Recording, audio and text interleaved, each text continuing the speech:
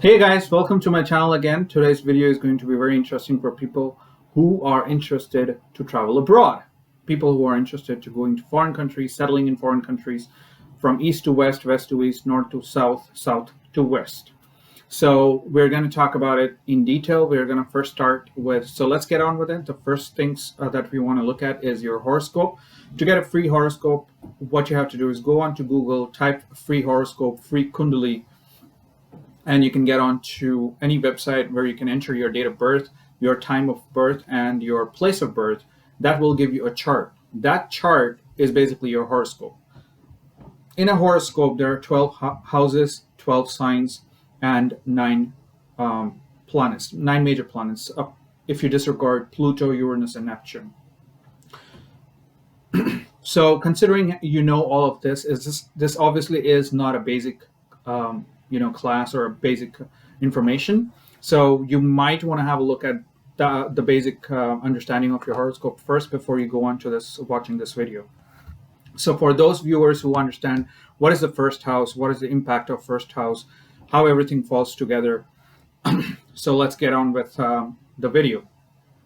So in order for you to see whether you will travel to a foreign country, you have to look at the first house, the fourth house, the condition of the first house, the condition of the fourth house, the planet setting in the fourth house, the planet setting in the first house. So first house and the fourth house is where you are, what you are, okay?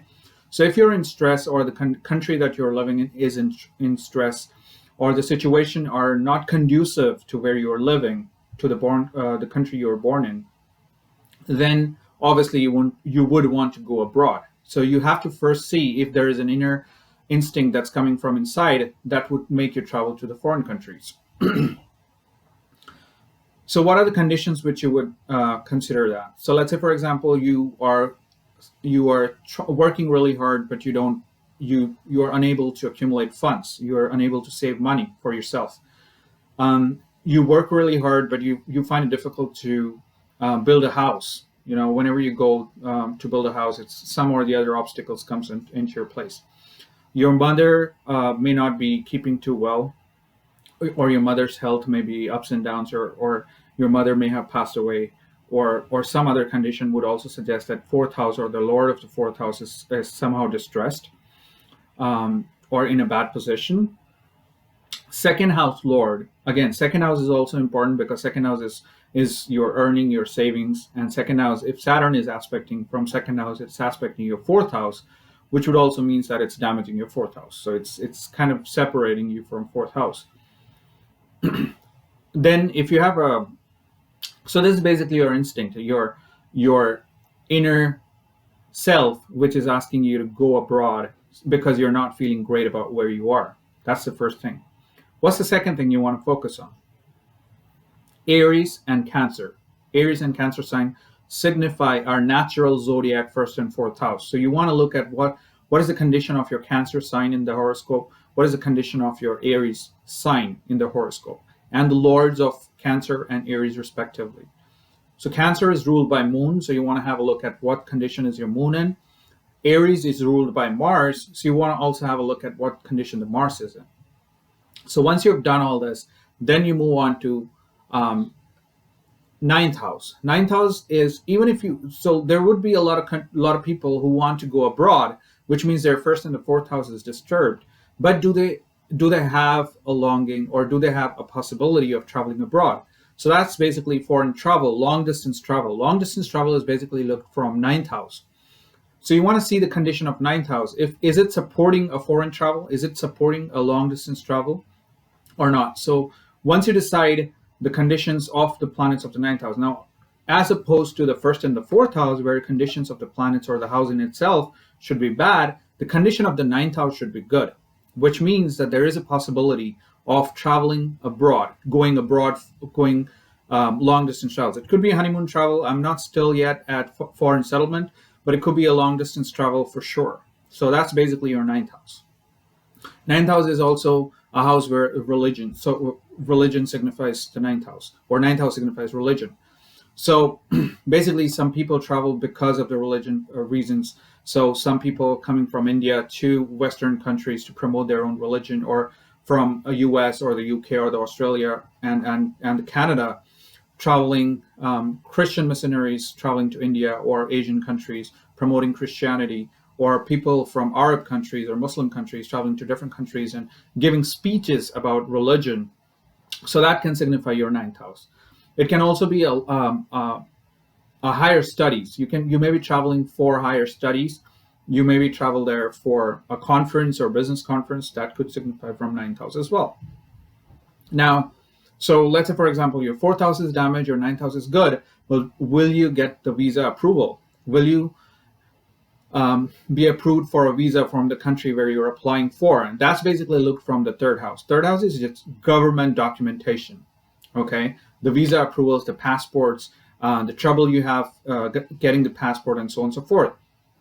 So you want to make sure that your third house is in good shape as well. Now remember, third house is 12th from fourth as well. So again, it is kind of a long distance travel or staying away from your position as well. So you may want to have good positive, like Venus in the third house would definitely take you abroad and kind of settle you abroad in foreign countries. Venus in the first house can do that as well, because Venus is the natural ruler of the seventh house and the seventh sign.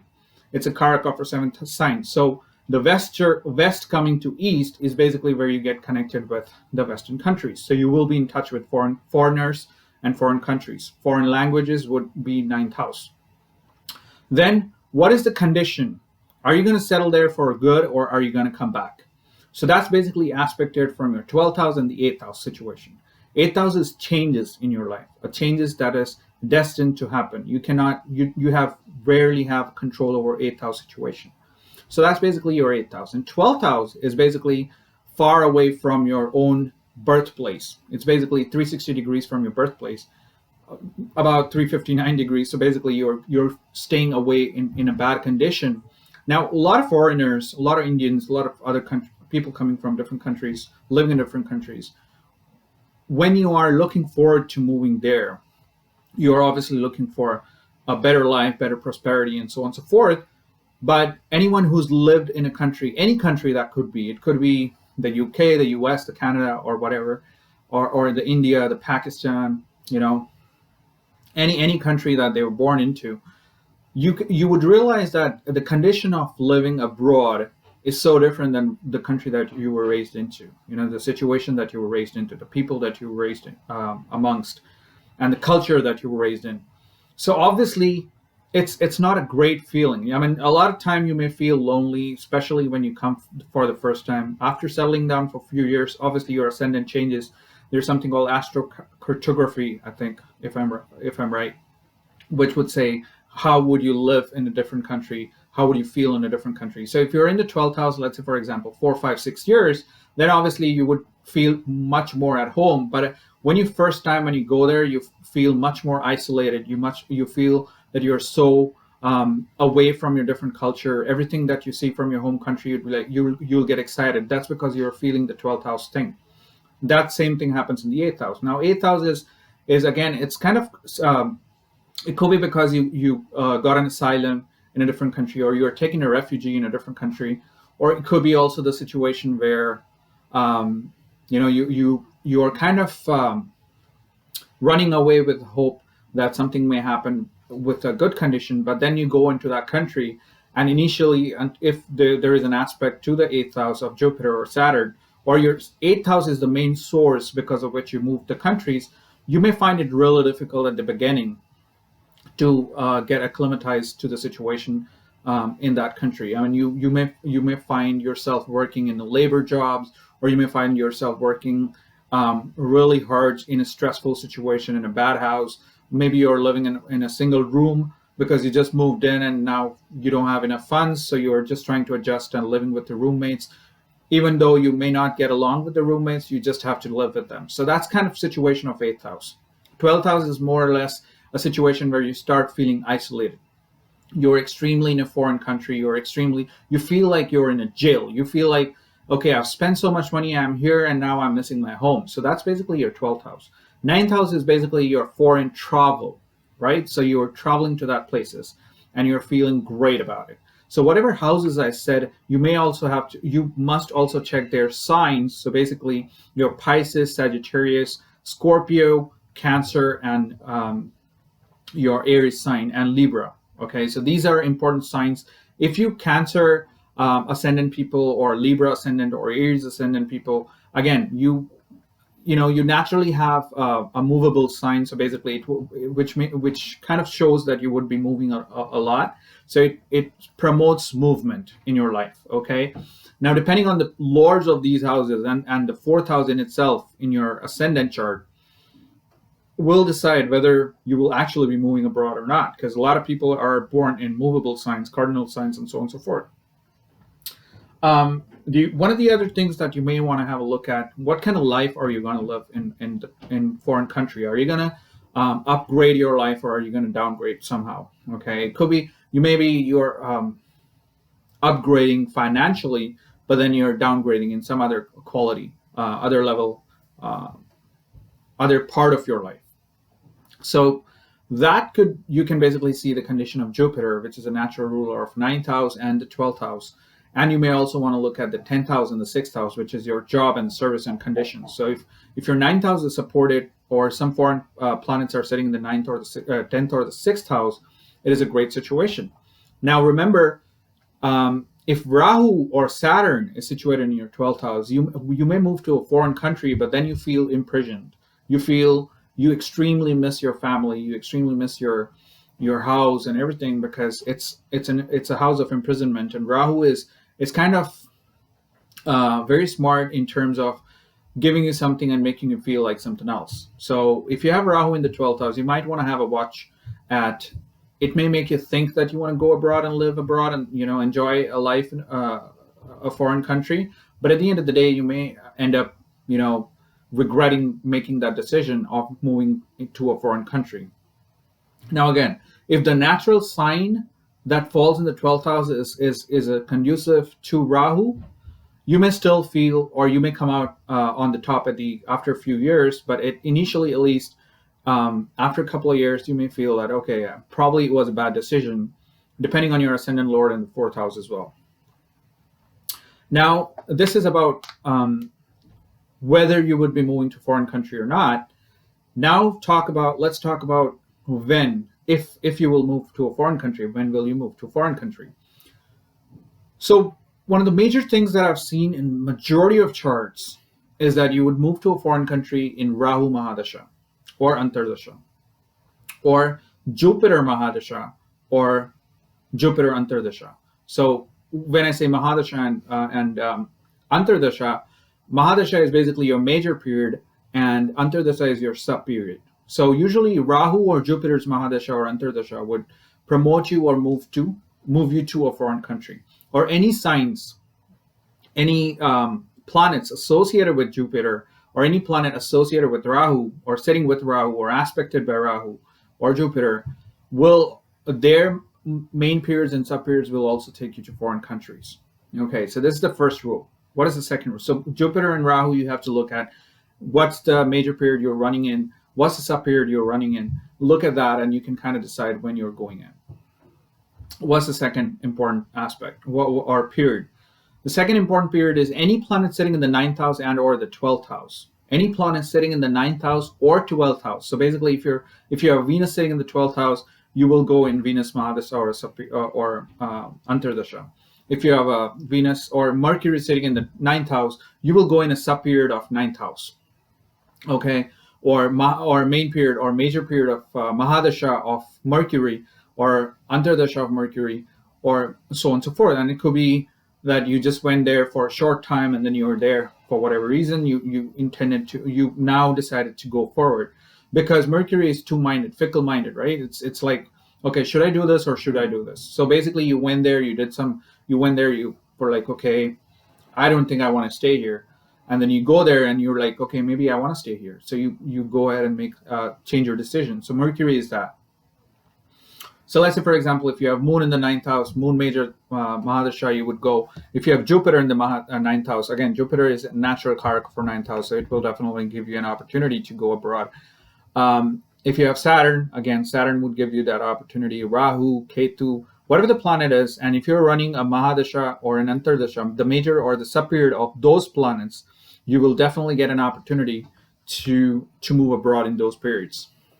Now, if we talk about eighth house, like any planet sitting in the eighth house, aspecting strong aspects in the eighth house, or eighth house lord aspecting, aspecting certain planets, will give you an opportunity as well. Primarily, the first rule of thumb is planets sitting in that house, their major period and their sub periods will give you an opportunity. So you don't even want to go to aspect or worry about the aspect. It's majorly the planet sitting in the eighth house, or the lord of eighth house, planet sitting in the ninth house, or the lord of ninth house, planet sitting in the 12th house, or the lord of 12th house. Or you're running through a dasha of Rahu or Jupiter, or antardasha of Rahu or Jupiter. These are the planets which will take you abroad. These are the planets which will give you an opportunity to go abroad. Now, this is Mahadasha and Antardasha, but remember the planets are constantly moving and we call it transit of planets. In Hindi, we call it Gochar. So when Jupiter, Saturn, or Rahu, these are the major planets, the transits which we worry about usually. So these are the major planets which we will be looking forward to. So if, let's say, for example, if Jupiter transiting through your third house, aspecting your ninth house, Jupiter transiting through your second house, aspecting your eighth house, Jupiter transiting through your eighth house, Saturn transiting through your second house, again, these transits, when they're moving, constantly moving, so you look at your chart and you bring a current chart. So you were born, let's say, for example, in 1965 or 1955 or 1985, whatever the year is. You create a chart for that year. If that's your birth chart, then you create a chart for right now, okay? And you align the planets. So let's say, for example, your Lagna is Libra. You're a Libra ascendant person. And you open a chart just so that you're not in advanced level right now, I would say just put an ascendant to a Libra as well. Then compare the chart that you're going through right now, that currently transiting, with your current chart. If you see the transits are somewhere, like Jupiter is transiting your 9th house or 12th house, Jupiter is transiting your 2nd house, 8th house, 3rd house.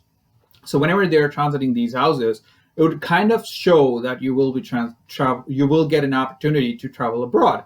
Now, remember this, a lot of people file for a visa, a lot of people are waiting for their visa, but not everyone gets it. So let's say, for example, everyone who's in the Libra ascendant, whose planet is transiting, who major planets are transiting their 9th house, would not get an opportunity if their original chart in itself does not promote foreign travel or foreign distance, foreign living. They might not even feel like going, or they might not even, a lot of people may not want to go. They might want to stay on their home country, but because they work in an IT firm or an IT company, they may have to go abroad on site, live in the US with their family, and or live in Canada or Australia or the UK, because they have to go out for work. And that again is, even if your 4th house is good, your 1st house is good, you're happy where you are, but then your transits and your Mahadasha for 9th house is pushing you away to a different country.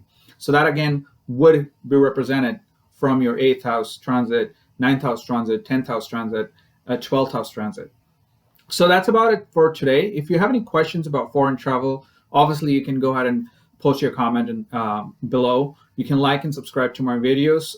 If you have any specific topic that you want me to talk about, please let me know. I would be making videos in Hindi as well as English because of my diverse subscriber community and different kind of people that I hang out with. For people and students from backcountry as well.